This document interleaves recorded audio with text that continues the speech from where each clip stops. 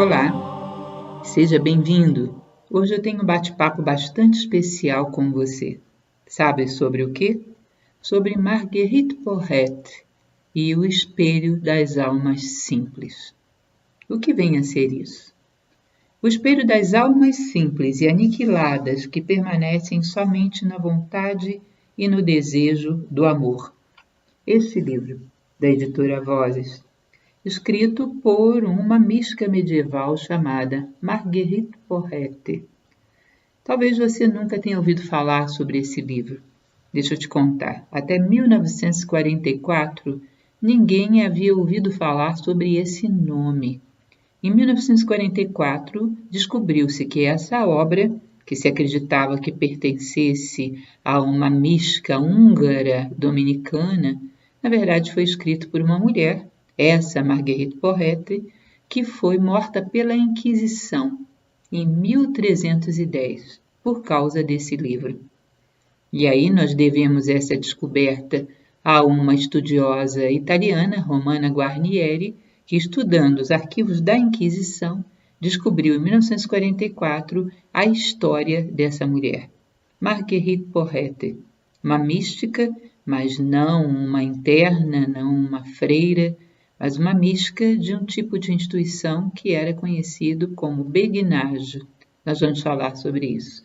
Essa mulher escreveu um livro de uma mística tão forte, tão profunda, mas ao mesmo tempo que desafiava algumas convenções na igreja na época, e ela jamais aceitou se retratar pela sua obra. Caminhou com serenidade e aceitação para o castigo que lhe foi infligido, ela foi queimada viva, sem jamais querer sequer discutir com os seus inquisidores. E, por sorte mais nossa do que dela, o livro não teve o mesmo fim que a autora. O livro existe, está aqui bem nas nossas mãos. E como esse é um livro muito especial, resolvi fazer a leitura comentada dele na nossa plataforma de streaming, o Acrópole Play. Mas hoje vamos ter uma introdução, onde vou contar alguns elementos para vocês, brevemente, sobre a autora e a obra em si. Essa obra foi escrita em francês, e a primeira grande obra mística escrita em francês é considerado uma obra-prima da literatura mística universal e, sobretudo, na língua francesa. Eu acho muito interessante, embora seja um livro profundamente cristão, como, ao observar o espírito que emana dele, das suas frases, das suas construções maravilhosas, Marguerite Porete parece ter sido uma mulher muito culta. Ao observar a essência daquilo que ela diz, nós reconhecemos a mesma mística que está no Tao Te Ching, a mesma mística que está lá no Rig Veda, a mesma mística que você pode observar nos Edas escandinavos, onde você buscar livros profundos, sagrados, como no próprio cristianismo, A Imitação de Cristo de Thomas de Kempis ou O Peregrino de John Bunyan, a literatura mística de alto nível, ela emana o mesmo espírito, que é muito bonito você encontrar em tantos lugares, falando praticamente a mesma língua. E por conta disso, pelo seu pouco conhecimento, eu resolvi abordar esse livro, trazê-lo para vocês. Tenho certeza que vão se deslumbrar com a beleza dessa obra. Então, como falei para vocês, foi descoberta em 1944 a autoria dessa obra. Embora a obra tenha circulado aí pelo mundo afora, com transcrições feitas à mão, imaginem a dificuldade disso, foi trazida do francês para o latim, foi trazida para outros dialetos locais e não morreu, apesar de toda a pressão da Inquisição, para que as pessoas entregassem as cópias que tivessem para serem queimadas. Mas o amor ao conhecimento das pessoas foi maior do que o seu medo de serem descobertas pela Inquisição. E não devolveram o livro. E o livro cruzou o mundo e chegou até os nossos tempos. Bom, o que poderíamos falar sobre Marguerite Porete? Praticamente tudo que a gente sabe vem do próprio processo da Inquisição que a condenou à morte. Presume-se, então, há muito pouca coisa, que ela teria nascido em 1960, em Valenciennes, no condado de Hainaut, que é um condado que fica muito próximo, que fica muito próximo da Bélgica, quase que fronteira com a Bélgica. Ela teria nascido aí provavelmente de uma classe aristocrática, porque muito culta, muito bem educada, e ocorre um fenômeno interessante aí pelo século XIII, há uma explosão de interesse pela vida mística. Então, os homens e mulheres que buscavam ordens religiosas dominicanas, franciscanas, cistercienses, fosse o que fosse, era muito grande. E essas ordens chegou um determinado momento que tiveram que fechar as suas portas. Não tinham mais como receber ninguém. Aí começa a instituição da beguinagem. Ninguém sabe dizer exatamente de onde veio essa palavra, mas o fato é que pessoas que às vezes tinham uma propriedade, tinham uma casa, começavam a hospedar nessa propriedade particular. No caso das mulheres, as chamadas beguinas, elas recebiam todas as mulheres místicas que quisessem se devotar a uma vida de concentração, meditação, busca do êxtase místico, obedecendo aos princípios da Igreja, mas também obedecendo aos princípios de uma busca incansável pela fusão da sua alma com Deus através do amor. É um dos elementos que vamos falar mais adiante sobre as beguinas, sobre os begars, que são a versão masculina das beguinas. Então eram ordens onde as pessoas não eram leigos, mas também não eram religiosos. Eram semilaicos, podemos dizer assim. Todos eram celibatários, mas podiam conservar as suas propriedades e viviam ali numa disciplina monástica intensa, às vezes com um alto grau de isolamento, de votos, de silêncio, de autossacrifício, buscando esse êxtase místico. E aos poucos vão desenvolvendo um conjunto de ideias próprias, que nós vamos ver já já o que a Igreja pensava sobre essa heresia que nasceu daí e o quanto ela julgava perigosa. Tá? Então, esses eram chamados beguinages, as beguinas, os begars, que depois foram associados fortemente à chamada heresia do espírito livre. Essa heresia do espírito livre tinha algumas características muito interessantes. Em primeiro lugar, ela considerava que através do amor o homem pode ir direto a Deus, sem mediações, sem intermediários. Quando a alma humana aniquila com todo tipo de traço de separatividade, de querer as coisas apenas para ela, ela se funde a Deus através do amor. É o chamado amor ágape, né? Um amor intenso, ardoroso, um amor de êxtase, onde a alma chega à extrema humildade de abrir mão de tudo que é particularmente dela e se funde com Deus e com sua vontade. Essa alma se coloca acima do pecado e dos julgamentos da Igreja, porque a expressão dela é a expressão da vontade de Deus. Isso vai gerando todo um espírito, essa heresia do espírito livre, que vai parecer bastante antipático à Igreja. Quem também pertenceu a esse mesmo corpo de doutrinas foi Mestre Eckhart, e curiosamente não morreu porque faleceu por causas naturais antes do seu julgamento pela Inquisição, que corria o risco de ter tido o mesmo fim. E talvez até influenciado por Marguerite Porete, que falece uns 10 anos antes dele. Tá certo? Então vamos lá falar um pouco mais da nossa Marguerite Porete. Ela deve ter nascido então em torno de 1260, tinha uma cultura teológica e literária enorme, conhecia profundamente as escrituras bíblicas e se entrega então ao estilo de vida beguine, mendicância, errância, fechada em casas que eram as beguinagens, às vezes se deslocando de uma cidade para outra, de uma beguinagem para outra. Essa instituição cresceu muito e mesmo com a perseguição que houve na Idade Média, ela se prolongou em muitos casos até o século XIX e até o século XX em certas regiões. Essas casas de religiosos, de místicos, dedicados à meditação, à devoção, ao êxtase místico, totalmente isolados da vida comum, mas também não sendo propriamente dito religiosos. Tanto que uma beguina, um begar, poderiam renunciar àquela forma de vida a qualquer momento, porque não tinham votos estritos. Dedicavam-se àquela forma de vida como um ato de vontade e de determinação própria. Nada os constrangia a permanecerem ali. E muitos, a grande maioria, apesar disso, permaneciam por toda a sua vida. Possuíam um nível de mística muito elevado. E ousavam, em pleno século XIII e XIV, desconsiderar a Igreja como mediadora necessária, a partir do momento em que a alma chega ao seu êxtase místico através do amor, a sua fusão com o próprio Deus. Ou seja, não era brincadeira, era um ato de muita coragem e ao mesmo tempo de muita elevação, de muita profundidade. Então, no século XIII, os conventos andavam cheios e abriram espaço para que essa instituição da beguinage se instalasse e fosse muito próspera e tivesse várias unidades por vários locais da Europa. Porrette, então, ela pratica, dentro dessa beguinage a que ela se dedica, uma reserva praticamente total, um isolamento e um estado de busca da experiência mística. Nós podemos dizer que o espelho das almas simples, que é chamado de miroir ou espelho, deve ter sido escrito em torno de 1290 e é quase como se fosse uma autobiografia.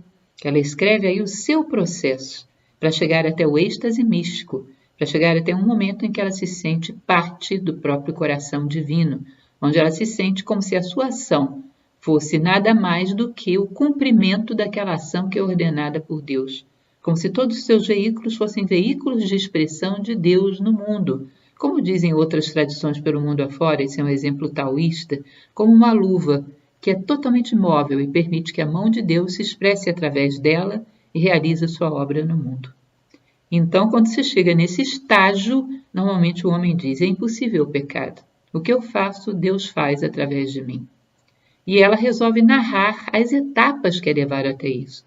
As etapas de morte em vários níveis da personalidade. Até a morte mesmo no nível espiritual, que pode parecer espantoso. Mas se vocês considerarem que o egoísmo, a vaidade espiritual é a pior de todas, segundo dizia Helena Blavatsky, morrer como um espírito separado, orgulhoso da sua compreensão de Deus, deve ser a mais difícil de todas as mortes. Morrer como separatividade, para ser simplesmente um órgão de expressão da voz divina. Que como a voz divina não erra, já não há mais margem para erro num místico desse nível. Ele se torna uma ferramenta a serviço de Deus inteiramente, sem reservas, sem restrições. Então, Marguerite Porrette resolve narrar numa autobiografia mística, e teria feito isso provavelmente em torno de 1290. Quase que imediatamente, o bispo de Cambrai era a região onde ficava a beguinage a que ela pertencia, faz uma queima pública desse seu livro e a proibição de que ele continuasse a ser propagado, continuasse a ser divulgado. Apesar disso, Porrette estava tão convicta de que sua obra era sagrada e tinha sido ditada pela vontade divina, que ela escreve a 3 autoridades eclesiásticas mandando o seu livro. E pergunta a essas 3 autoridades se havia algum pecado, alguma heresia no seu livro. E as 3 lhe respondem que não. E ela continua então divulgando o seu livro, passando adiante, permitindo que fosse levado para todos os lugares, que se fizesse o máximo possível de cópias. Isso faz com que o futuro bispo de Cambrai volte novamente a condenar o livro, a queimar o livro, e ela é aprisionada e levada a Paris para julgamento, por ser uma herética reincidente e penitente. E aí ela permanece em Paris. Em 1309 ela é julgada e condenada. Ela permanece 1 ano e meio em Paris, numa prisão totalmente isolada, esperando pelo seu julgamento. Durante esse período, ela se nega a qualquer tipo de retratação. Parece que a igreja não queria fazer novas queimas, porque aquilo tão frequentemente poderia parecer mal, poderia dar uma má imagem, sobretudo quando se trata de uma mística.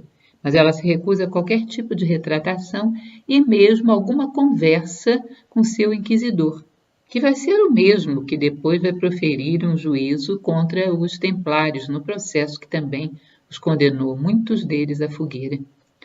E ao se recusar a isso, ela acaba sendo julgada e condenada à fogueira. E isso vai acontecer em 1310. 1 ano e meio na prisão, Marguerite Porrette é queimada em praça pública. E aí se proclama, entreguem o livro. O livro necessita ser queimado. E as pessoas, não sei se alguém chegou a entregá-lo, mas parece que muitos se salvaram. Que muitos se sentiram consternados pela morte dela, pela maneira como morreu, e muitos se sentiram encantados pela obra dela. E mesmo à custa do risco de vida de proteger uma obra escrita por uma herética que morreu queimada, condenada pela Inquisição, muitos a preservaram e levaram adiante. Ela começou a ser transcrita em vários dialetos, em várias línguas, e conseguiu sobreviver até nossos dias. Bom, o livro então se salva, e aí vamos falar um pouquinho do livro propriamente dito. O livro é um tratado de instrução religiosa para levar o homem, para levar o ser humano, à sua total fusão com a vontade divina.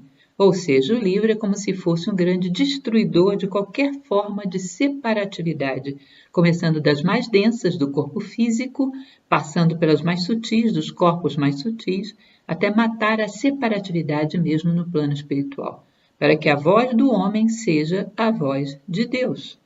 Como diz a tradição taoísta, as sombras nasceram no mundo porque o homem se tornou opaco.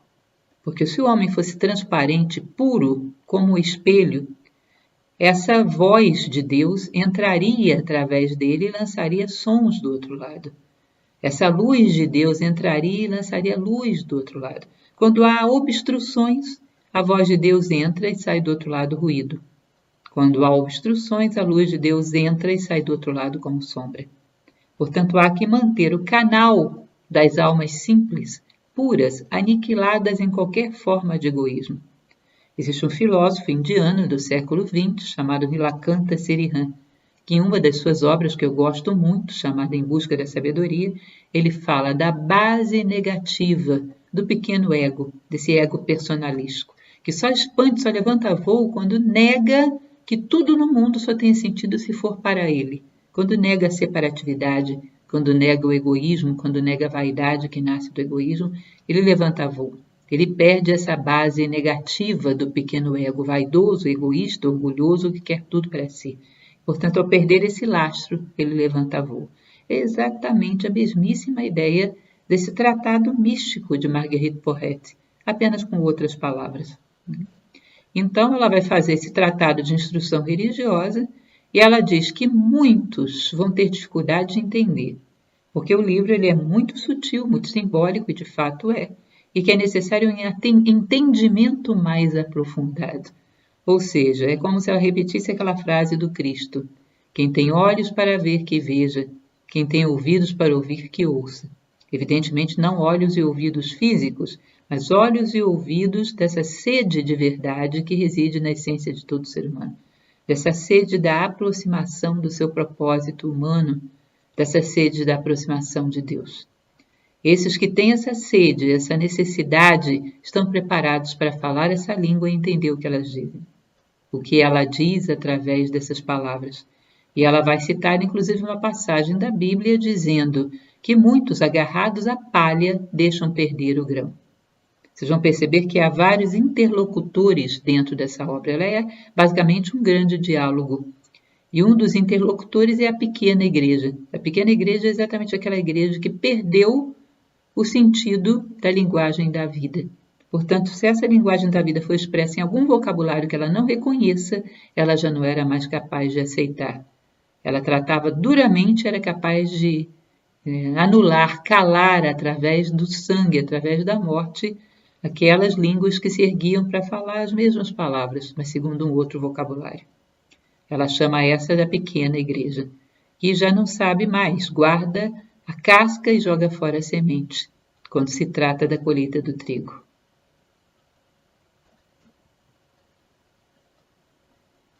Enfim, como eu falava para vocês, o livro é um diálogo constante e que tem como personagem principal três. Ela era muito versada, e é uma das características, inclusive, da chamada heresia que nós falamos, é de usar a linguagem do amor cortês, como se entre o homem e o Deus valesse a mesma linguagem que naquela época era dada ao amor romântico, ao amor cortês, ou seja, um estado de êxtase onde a fusão é desejada. Platão, em uma das suas obras, na República, ele diz que quando o amor é muito profundo, às vezes os homens desejariam chamar Hefestos, Vulcano, o deus construtor, para que ele forjasse as suas almas numa só, porque já não suportavam mais a separatividade. Ele fala disso como a última busca suprema do amor. É exatamente o que era aplicado aqui, a aplicação desse amor cortês ao amor ágape, ao amor ao divino, onde o homem não deseja outra coisa que não destruir a barreira que o separa de Deus, para que ele e Deus sejam um só. E quem vai travar esse diálogo, os principais protagonistas são a dama amor, a razão e a alma, ou seja, 3 damas. A dama amor, que é a mais inspirada de todas, é o próprio Deus, fala a língua de Deus. E ela vai ilustrando e instruindo a alma, e ambas vão rebatendo as colocações muito resistentes da razão. Chega um determinado momento que a própria razão se dobra e passa a aprender com ambas, mas no primeiro momento ela é bastante recalcitrante, porque há coisas que ela não é capaz de entender. E esse diálogo é muito rico e mostra como, se a razão não for iluminada pelo amor, ela pode nos limitar. E depois vão entrando vários outros personagens que também se colocam no diálogo, mas esses são os principais. Um mais importante, um que tem grande importância, que em determinado momento surge, é o longe perto. O longe perto é o próprio Deus, que ela denomina dessa maneira, em que em determinados momentos ele é o próprio amor. Quando o amor se purifica, rompe a última barreira, derruba a última fronteira, o próprio amor é Deus. O longe perto e o amor se tornam um só. Ela vai colocar aí algumas outras vozes também, não é? Que são a Santa Igreja Grande e a Santa Igreja A Pequena, aquela que como instituição às vezes fica cega e surda. A fé, o temor, a cortesia, a discrição, a virtude, a tentação e outros aspectos particulares dessas virtudes e desses vícios. Mas basicamente é um grande diálogo, capítulo a capítulo, onde o amor e a alma vão ensinando o caminho e vão eles mesmos, a alma orientada pela dama amor, sendo conduzidos a superar as barreiras, as balizas desse caminho, até a fusão completa. E essas barreiras, esses graus de separatividade vão sendo expostos à medida que a obra caminha. E como derrubar cada um desses portais, como abrir cada uma dessas portas que nos separam dessa fusão total com o divino, dessa volta à unidade. É como se pegássemos um simbolismo egípcio. Todos nós estamos subindo uma pirâmide, cada um por uma face, uma pirâmide de infinitas faces. Mas à medida que avançamos, nos aproximamos mais de um ápice, que é um só, que é a unidade. E se nos aproximamos dessa unidade, estamos também mais juntos uns dos outros. Quando nos afastamos uns dos outros, é porque estamos nos afastando também da unidade, estamos descendo a pirâmide. Esse é um fato geométrico. Contra fatos não há argumentos. Compreender e ter cada vez menos compaixão, empatia, fraternidade, gentileza pela humanidade significa estamos descendo, estamos nos afastando da unidade e não caminhando para ela. Então, esses são os discursantes, digamos assim. Aqueles que vão argumentar, vão defender os seus argumentos como se estivessem realmente num discurso cortês, num discurso romântico, onde as barreiras do amor vão sendo apresentadas e vai sendo ensinado como vencê-las, para que o amor chegue até a ágape, chegue até o êxtase místico de se fazer o amor de Deus.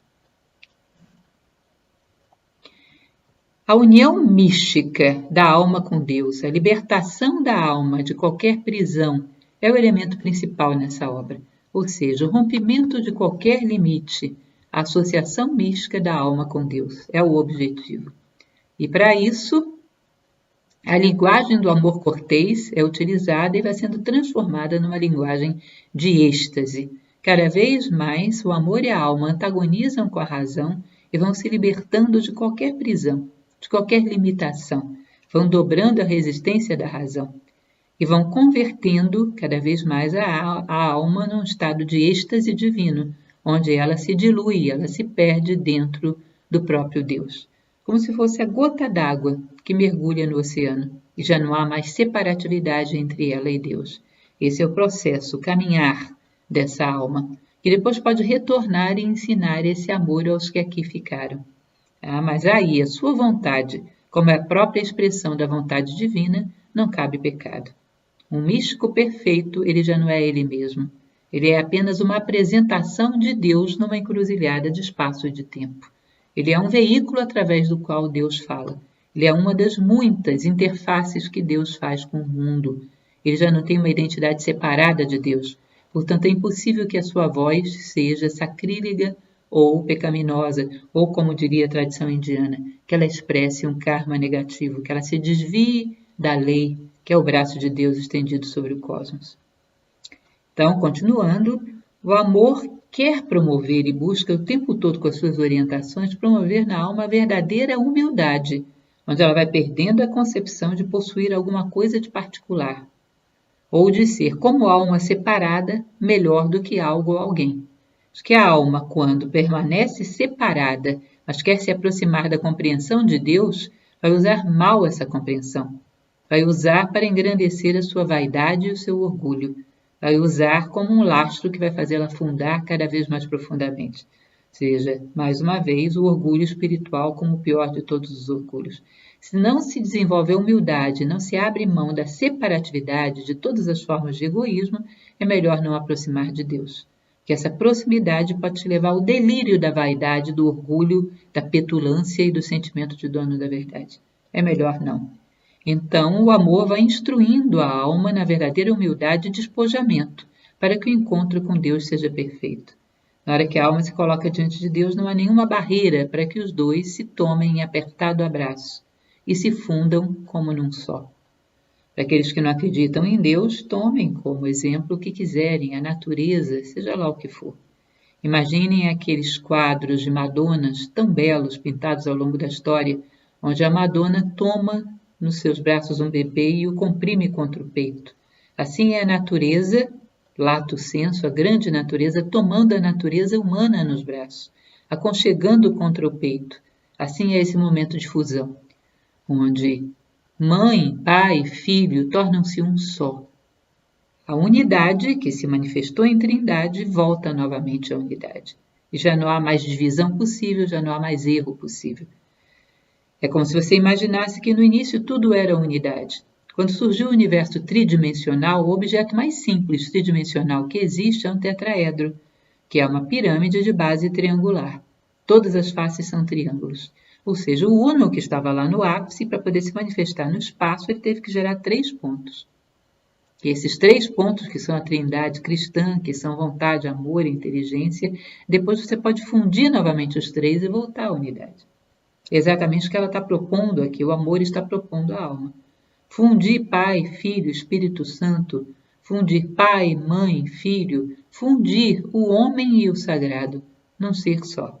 Ou seja, através da anulação de qualquer egoísmo, de qualquer orgulho, de tudo que é ligado à separatividade. De tal maneira que o homem e Deus voltem a ser um só. A volta à unidade primordial. Como se dizia na década pitagórica, onde tudo parte e tudo retorna à unidade. Existem 3 mortes, segundo Marguerite Porete. A morte do pecado, quando o nosso querer e o querer divino são um só. A morte da natureza, ou seja, quando a natureza humana, da maneira como a gente pensa, torna-se simplesmente uma servidora da natureza divina, ou seja, deixamos de achar que existe alguma coisa que temos que fazer e que não é a vontade de Deus, ela se torna uma servidora da natureza divina. E a morte do espírito, que é quando nós deixamos de pensar que somos uma centelha separada.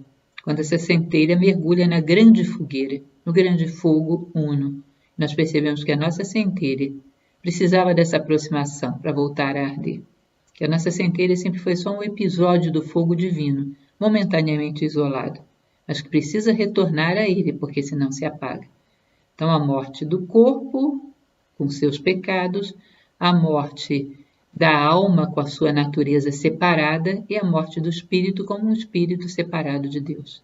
E aí a fusão se faz completa. E ela vai mostrando a conduta que vai levando a essa progressiva morte de qualquer separatividade, de qualquer egoísmo. E deixa o homem totalmente desnudo, despojado, liberto para fundir-se com Deus e ser com ele um só. Sede perfeito como vosso Pai no céu é perfeito. E ela vai mostrando esse processo que aconteceu com ela. Ela ensina sobre um caminho que ela mesma trilhou, portanto com uma autoridade moral tremenda. Ela ensina aquilo que ela mesma viveu e que retornou para ensinar. Vai reiterar aquilo que falamos no início, de que toda mediação, na verdade, é um embaraço no caminho. Não há nada nem ninguém que possa realizar a humildade, a entrega, o despojamento, senão a própria alma diante da grande motivação que é Deus. Se a alma não se coloca pessoal e diretamente diante de Deus, ela não tem coragem para o despojamento que é necessário, porque só a visão de Deus te dá motivação suficiente para se despojar de tudo o que há em você que não seja Deus.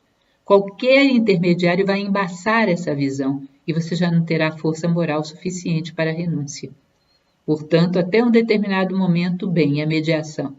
Mas quando começa esse momento em que o homem quer começar a realizar a caminhada real de abdicação de qualquer separatividade, os mediadores só atrapalham.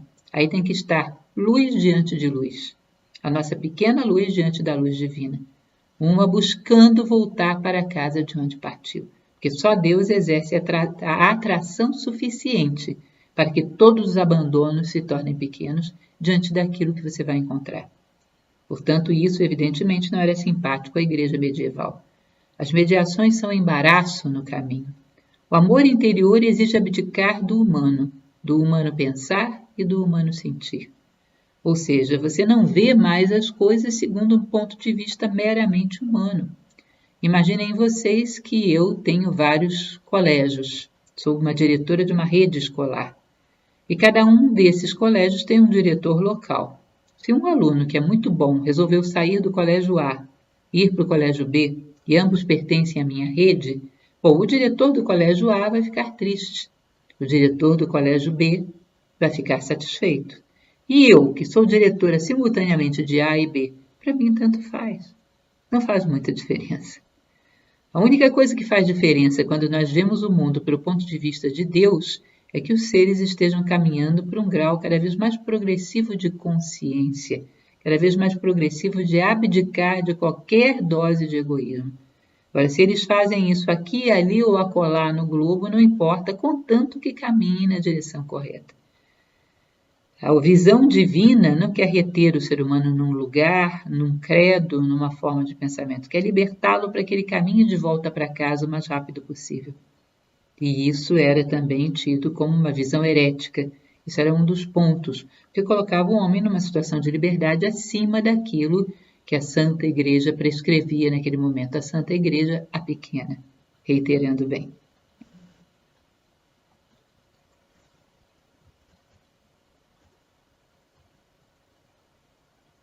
Libertar-se até do Deus delimitado e determinado. Isso foi também outro fato chocante para a igreja na época. Ou seja, até quando a gente considera que Deus é um ser particular, com longas barbas brancas, montado sobre uma nuvem, com uma forma X, associado a um nome Y, até isso a gente teria que abrir mão. O Deus delimitado, nomeado, determinado por um credo, seja ele qual for, é pequeno. Não é esse Deus que você tem que se fundir. O Deus com que você tem que se fundir não cabe dentro de nenhum nome, de nenhum conceito, de nenhuma limitação. Ele é absoluto, ele é amplo e ele te liberta porque ele é livre. Então ela diz que mesmo as amarras que querem definir Deus numa crença religiosa X, Y ou Z, limitam Deus e limitam o homem. Imaginem vocês como isso soava para a igreja. É um ensinamento maravilhoso? É maravilhoso. Já contei para vocês um dos significados de um tratado místico simbólico que são as 1001 Noites. Pasmem, mas ali é sim um tratado profundamente simbólico e místico. No Aladim, quando o Aladim encontra o gênio da lâmpada, ele lhe dá 3 pedidos. O pedido de Aladim, o pedido final é o quê? Libertar o gênio da lâmpada. E o gênio da lâmpada passa a estar onde? Não mais só dentro daquela lamparinazinha, mas em todos os lugares. Panteos. Ele é livre, ele está em todos os lugares. Ou seja, Aladim, à medida que vai crescendo, ao ver os seus desejos sendo atendidos, percebendo que ainda não era aquilo, ele chega a um único desejo verdadeiro, que é libertar Deus da prisão de uma lamparina de uma crença XYZ. Perceber que Deus está em todos os lugares, é a essência de todas as coisas. Trazer à tona a essência das coisas é ver o Deus que habita em todas as coisas. Portanto, essa libertação de Deus era extremamente necessário para uma beguina medieval do século XIII. Imaginem vocês isso. Que nível de ousadia. E ela coloca isso como necessário. Transcender Deus, ou seja, libertar-se até do Deus delimitado e determinado.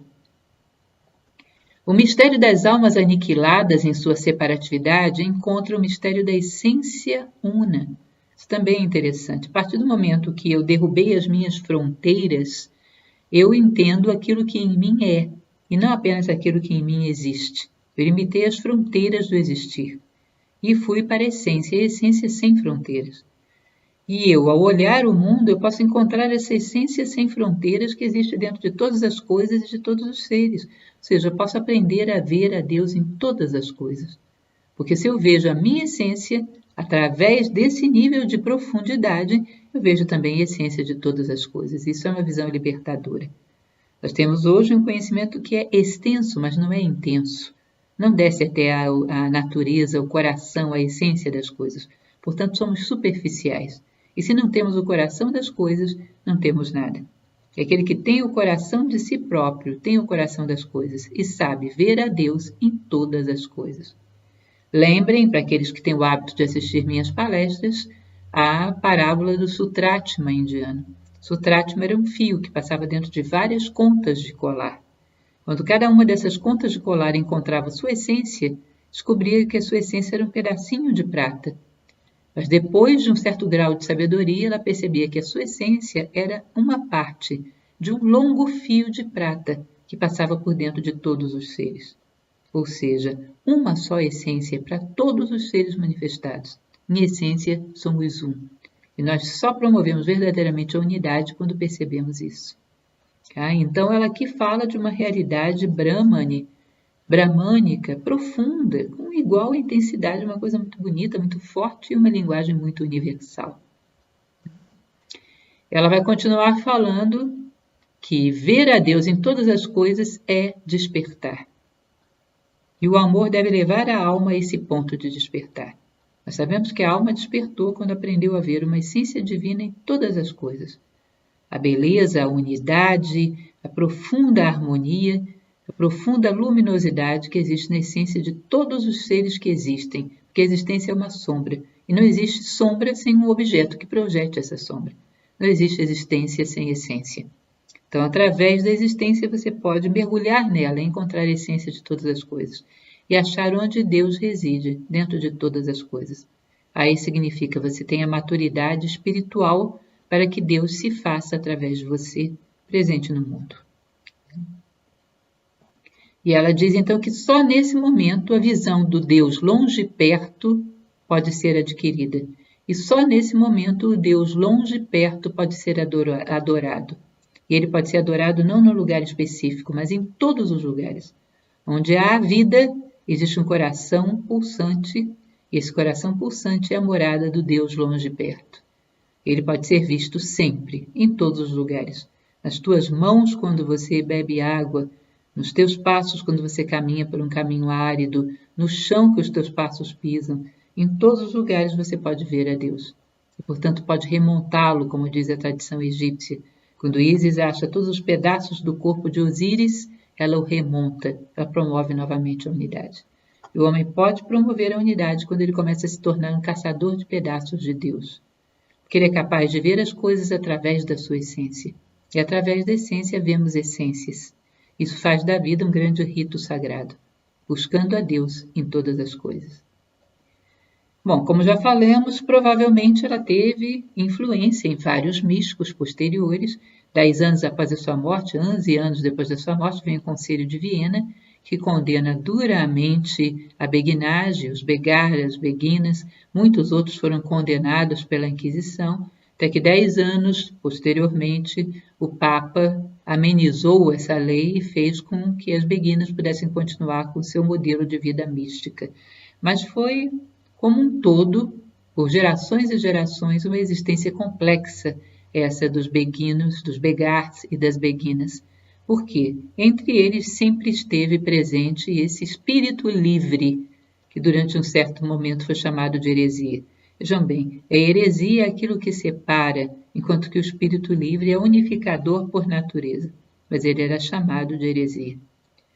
E embora isso nunca esteja suficientemente comprovado, sempre houve uma relação muito estreita entre o nome dessa mulher, Marguerite Porete, e as crenças da heresia do espírito livre, e quem sabe ao próprio mestre Eckhart, que pode provavelmente ter ouvido falar dela e da sua obra, e cujas ideias, nos seus discursos alemães, lembram muito as ideias de Marguerite Porret. Essa basicamente é a mulher de quem eu pretendo falar. Eu trouxe para vocês, separado, 4 pequenos trechinhos desse diálogo, apenas para que vocês sintam, degustem um pouco do espírito desse livro, do Espelho das Almas Simples. As almas simples são tão puras que são espelhos através do qual Deus pode ser visto. E ela começa então vários capítulos com esse diálogo. Aqui eu trouxe um pequeno pedaço onde o amor fala com a razão. Pequeno trecho da fala do amor nesse discurso com que o seu livro transcorre. Todo ele é uma conversa entre personagens. O amor diz à razão: razão, não é mais a sua vontade que o quer, mas agora é a vontade de Deus que quer nela, pois essa alma não permanece no amor, que a faria querer isso por razão de algum desejo. Ao contrário, é o amor que permanece nela, que tomou a sua vontade e, por meio dela, realiza sua própria vontade. Assim, amor opera nela sem ela, razão pela qual ela não tem mais nenhuma ansiedade. Ou seja, razão, olha, você não tem chance, porque não é que essa alma vai ter o amor dentro dela, o amor é que vai ter essa alma dentro de si. E a primeira coisa que vai exigir dessa alma, para servir de ferramenta para ele, é que ela abandone as fronteiras que a separam de Deus. Ou seja, ela deixa de ser ela e vira o todo. E só vestida de todo, vestida de unidade, é que ela pode voltar para a casa do Pai. Isso é mais ou menos a tônica do discurso entre amor, a alma e a razão. Olha, você já não tem mais chances com essa alma, porque você trabalha com a separatividade. Essa alma, se me ouve, ela mergulhará em mim, e a separatividade se tornará uma lembrança remota do passado, de um engano que foi superado. Muito bonito. Mais adiante, um outro trecho que trouxe para vocês. Aqui um trecho de uma conversa do amor com a alma. A dama amor conversa com a alma. Portanto, essa alma é comparada à águia, pois essa alma voa alto, muito alto, mais alto ainda do que todos os outros pássaros, pois foi emplumada pelo amor cortês. Ela vê mais claramente a beleza do sol, os raios do sol, o resplendor do sol e dos raios que lhe dão alimento no âmago do alto cedro. Cheio de símbolos, né? Ou seja, essa alma, emplumada pelo amor, tem altos voos e se aproxima cada vez mais do sol, até se tornar ela mesma sol. A alma colibri de que falavam os astecas, que vai até a órbita do sol. E a alma responde: desse modo, essa alma em êxtase, diz a infeliz natureza que, por muitos dias, a fez permanecer em servidão. Dama natureza, diz ela, eu vos abandono. Amor está próximo a mim, e por ela fui libertada, sem medo e contra todos. Ou seja, a natureza material, toma de volta o teu invólucro, o envelope com o qual você me prendia. O amor me libertou, e agora eu vou com ele levantar voo. Curiosamente, leiam o capítulo sobre o amor de Khalil Gibran, o profeta. E vocês vão ver a semelhança disso aqui. O que o amor Eros faz com o homem. O verdadeiro, grande Eros de que falava Hesíodo, o amor absoluto que leva as almas à unidade. O primeiro que nasceu após a divisão primordial, a dualidade primordial. E o último que existirá quando todas as almas voltarem novamente para a unidade. Isso em Hesíodo, na Teogonia. O amor volta a falar. Essa alma não teme as tribulações. Ela não se detém por consolo, nem fica insegura pelas tentações, nem diminuída por nenhuma subtração. Ela é comum a tudo pela generosidade da pura caridade, e assim não pede nada a ninguém pela nobreza da cortesia da pura bondade, com a qual Deus a preencheu. Ou seja, ela é infinitamente doadora. Ela é infinitamente generosa e é do tamanho da sua generosidade. Eu sempre digo que o homem é do tamanho da sua generosidade. Os que entraram pela história não foram aqueles que mais retiveram, foram aqueles que mais deram. Quando a natureza pede algo e você diz, isso não, tá bom, ela vai respeitar, mas esse é teu tamanho. Essa alma que se tornou pura generosidade, ela é do tamanho da sua generosidade, ela é infinita, ela nada pede, ela distribui a mãos cheias, porque o seu próprio amor é sua abundância, ela não tem carências.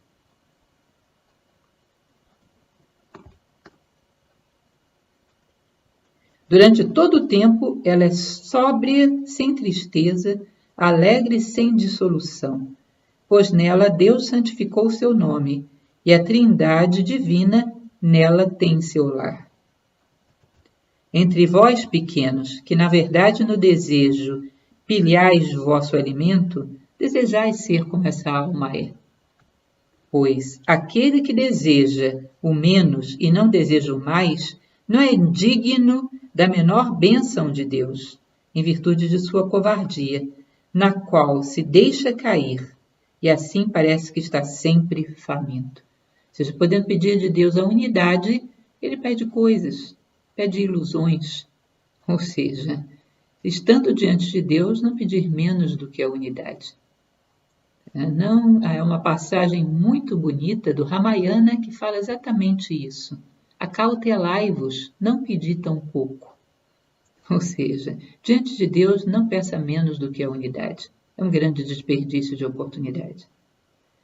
E essa alma encontra generosidade, encontra preenchimento, existe nela perpétua felicidade, porque em Deus nada lhe falta.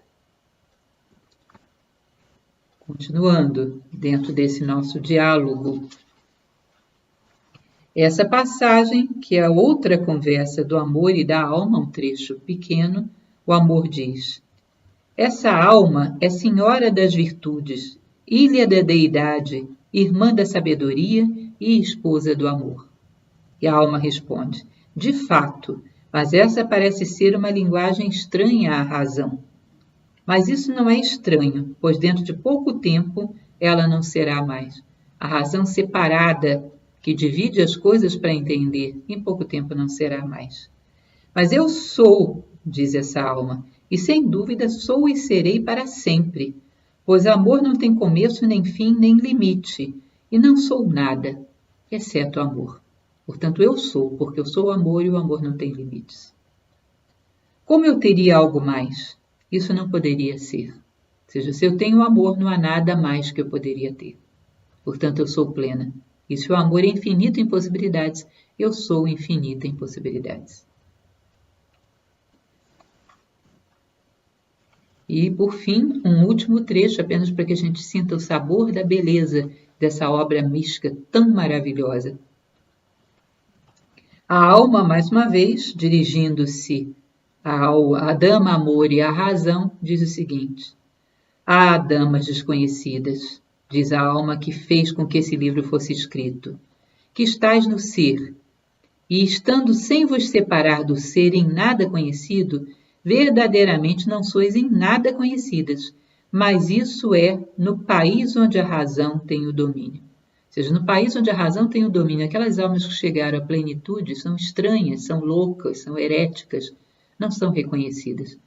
Porque nesse mundo da razão limitada e limitante, só o que se destaca segundo categorias criadas por essa razão tem algum valor. Tudo mais é marginal, tudo mais é incompreensível. Eu me desculpo convosco que permaneceis no nada e que caíste do amor em tal estado, pois fiz esse livro muito extenso em palavras, embora ele vos pareça muito pequeno, se vos posso compreender. Agora, por cortesia, desculpai-me, pois a necessidade não tem lei. Ou seja, é como se aqui a voz da alma tomasse a voz da própria Marguerite Porret e diz: olha, fiz muito extenso esse livro, sabe por quê? Porque a linguagem de Deus é um sopro, é um momento, é uma visão, é um momento de fusão, é contato. Ela é intensa, não extensa. Desculpem-me por falar tanto. Aqueles que caíram do amor e já não ouvem a sua voz, podem achar que o livro, apesar de pequeno, é excessivo, já que eles não compreendem nada. mas eu não posso falar de outra coisa senão desse mundo no qual eu vivo, que poderia, na verdade, ser demonstrado com muito pouco, com um toque da dama amor, você compreenderia tudo. Aí é tão interessante quando em outro momento a razão, quando a alma diz, eu existo desde que Deus existe, e Deus existe desde sempre. E a razão diz, espera lá, alma, você foi criada por ele em algum momento. E ela diz, tudo aquilo que é criação divina vem com ele desde que Deus é Deus. É simplesmente a externalização de um dos seus atributos. Portanto, eu sou, fui e serei enquanto Deus mesmo o é. E outras coisas que são assim, quando você compara com o universo de outras tradições, Vedanta, Taoísmo, Shintoísmo, tradições pré-colombianas, quando você para comparar, você diz, meu Deus, Simone Weil. Às vezes eu leio Marguerite Porete e digo, gente, como Simone Weil, não sei se ela chegou a conhecê-la, ainda não havia sido descoberta, acredito que não, né? Pelo menos nesse nome, porque ainda não havia a descoberta pública e notória de Marguerite Porete como autora desse livro, como Simone Weil amaria tudo isso, porque parece que é a língua dela. Simone Weil, que eu tanto amo e admiro tanto a sua forma mística de se expressar que transcende fronteiras. Às vezes me parece que Marguerite Porete é uma Simone Weil do século XIII e XIV, de tão profunda que é essa semelhança, similaridade de visão do mundo, essa mesma mística. E às vezes também com Teilhard de Chardin, que também amo tanto. Uma mística pura e sem limites, uma mística do espírito livre na sua melhor expressão. Bem, esse é o pequeno bate-papo que eu trouxe para vocês, para que conheçam essa obra tão linda, ainda que assistam apenas esse bate-papo. Esse livro existe pela editora Vozes, é um livro atual, vale muito a pena ser conhecido, e que se deu justo reconhecimento a essa obra tão bela. E aqueles que tiverem interesse na nossa plataforma de streaming, que é o Acrópole Play, eu farei a leitura de todo esse livro comentado, capítulo a capítulo. Acrópole Play é uma plataforma que tem uma mensalidade irrisória, R$ 20,90, e com essa mensalidade sustentamos as nossas duas obras sociais, que são o IP Arte em Belém do Pará e o Crianças para o Bem em Brasília, que abrigam juntas cerca de 500 crianças e adolescentes em situação de risco. Portanto, você não só recebe um acervo que é complementar ao YouTube, mas totalmente diferente, como também nos ajuda a manter esse nosso trabalho social vivo. Então, aqueles que se lançarem à leitura, eu desejo meus melhores votos. Aqueles que quiserem o meu acompanhamento na leitura, também. E um grande abraço a todos que querem levantar voo, convidados por Marguerite Porete.